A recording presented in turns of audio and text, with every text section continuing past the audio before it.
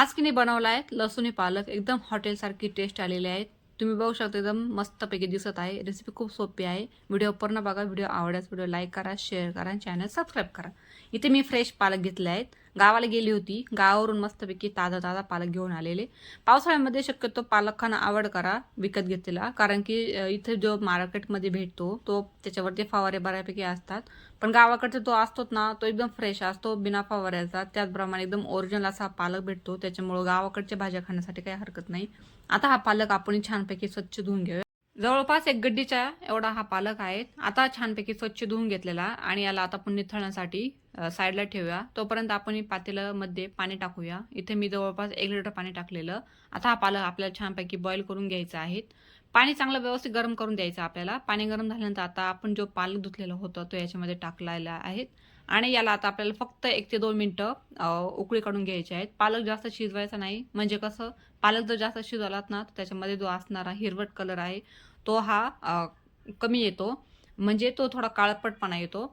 आता हा पालक आपल्याला शिजत असताना याच्यामध्ये अर्धा चमचा साखर टाकायची। साखर टाकल्यामुळं याला चव पण थोडीशी वेगळी येते आणि त्याचबरोबर याचा कलर सुद्धा टिकून राहण्यासाठी मदत होते।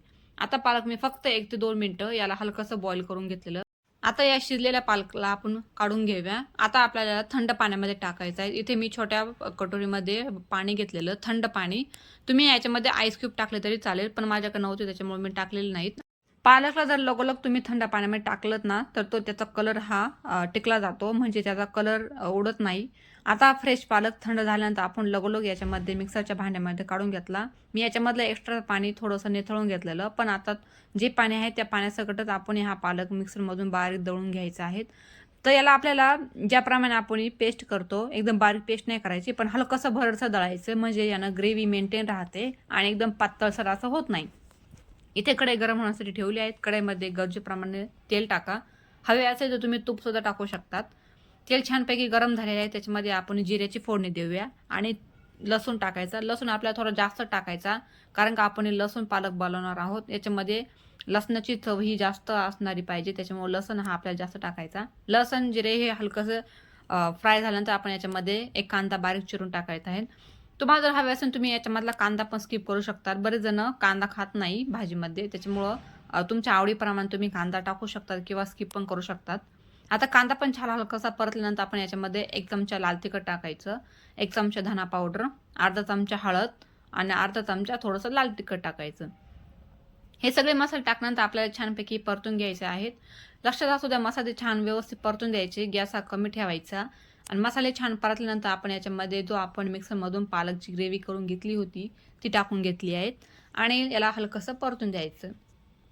तुम्हाला जर अजून घट्टसरपणा हवे असेल तुम्ही काय करायचं, थोडंसं कांदा परतल्यानंतर त्याच्यामध्ये 1 चमचा बेसन सुद्धा टाकू शकता। त्याने काय होईल, ग्रेव्ही ही थोडी जास्त होईल आणि याची चव पण थोडीशी चेंज होईल। मी नाही टाकलेलं। आता हा पालक आपल्याला छानपैकी व्यवस्थित परतून घ्यायचा आहे आणि परतल्यानंतर थोडंसं याच्यामध्ये पाणी टाकायचं, जेणेकरून आपलं थोडंसं हे ग्रेव्ही होईल। गरजेप्रमाणे पाणी टाकल्यानंतर आपल्याला याला जवळपास 2 ते 3 मिनिटं छान परतून द्यायचं आहे। हलकेसे बबल आल्यानंतर याच्यामध्ये आपण साय टाकणार आहोत। तुमच्याकडे फ्रेश क्रीम असेल तुम्ही क्रीम पण टाकू शकतात किंवा दुधावरची ताजी साय पण टाकू शकतात। आता मी इथे जवळपास 2 चमचे साय टाकलेली। आता ही साय आपल्याला याच्यामध्ये चांगले व्यवस्थित मिक्स करून घ्यायचं आहे। मैत्रिणींनो, साय टाकल्यामुळं खूप अशी याला चव पण येते आणि याला घट्टसरपणा पण येतो। आता साय टाकण्यात आपल्याला जवळपास 1 ते 2 मिनिटं अजून पुन्हा परतून द्यायचं आहे। गॅस हा कमीच ठेवायचा। त्यानंतर आपण चवीपुरतं मीठ टाकणार आहोत, अर्धा चमचा मीठ टाकलेला आणि त्यासोबत आपण याच्यामध्ये थोडासा गरम मसाला टाकणार आहोत। गरम मसाला जर टाकलात ना भाजीला चव सुद्धा अप्रतिम येते आणि खायला सुद्धा खूप भारी लागते। मैत्रिणींनो, खूप सोप्या पद्धतीने मी तुम्हाला ही रेसिपी शेअर केलेली आहे। ही नक्की रेसिपी बनवून बघा। जर तुमच्याकडे एक्स्ट्राचा पालक असेल किंवा अधिक काही असं टेस्टी खायची इच्छा होत असेल तर तुम्ही ही रेसिपी ट्राय करा। अगदी सोपी पद्धतीने बनवलेली आहे आणि हवे तेव्हा तुम्ही बनवू शकतात। गरम मसाला टाकल्यानंतर भाजी आपली 2 ते 3 मिनिटं छान परतून द्यायची आणि एका मोठ्या बाउलमध्ये भाजी आता काढून घेतली आहे। इथे मी छोटं पातेलं गरम मसाला ठेवलं, त्याच्यामध्ये 1 चमचा तेल टाकलेलं आणि 8 ते 10 लसणाच्या पाकळ्या बारीक कट करून टाकलेल्या। त्यासोबतच मी 3 ते 4 लाल मिरच्या ह्या फोडणी टाकलेली आणि 1 चमचा लाल तिखट टाकून थोडा अर्धा चमचा जिरे टाकून याला छानपैकी परतून द्यायचं आहे। आपल्याला हा मसाला तडका देण्यासाठी तयार केलेला आहे। छान व्यवस्थित परतल्यानंतर गॅस बंद करायचा आहे आणि आता आपल्याला तडका जो आपण पालक काढला होता त्या पालकमध्ये टाकायचा। तडका येण्यासाठी हे तडका जास्त जळून देऊ नका, नाहीतर हा याची चव पूर्णपणे बिघडून जाईल. आता गॅस बंद करून मस्तपैकी आपण याच्यामध्ये तडका दिलेला आहे. बघा किती छान दिसत आहे आणि खायला सुद्धा खूप भारी लागणार आहेत.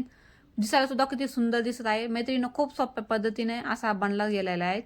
तर मैत्रिणींनो, मी अशा खूप साऱ्या सोप्या रेसिपी माझ्या चॅनलवरती नेहमी शेअर करत असते. तुम्ही एकदा जाऊन व्हिजिट करा आणि व्हिडिओ कसे वाटला ते सुद्धा कमेंट करून सांगा. अशा पद्धतीने पालक बनवा, लसूणी पालक हॉटेल स्टाईलनं, त्याचबरोबर एकदम घरच्या घरी तयार होणारा आणि मुलं सुद्धा आवडीनं खातील नक्कीच. मैत्रिणी, मी नेहमीप्रमाणे प्रत्येक व्हिडिओमध्ये माझ्या टिप्स मी शेअर करत असते. त्या टिप्स फॉलो केल्या तर नक्की तुमची भाजी चांगली होईल.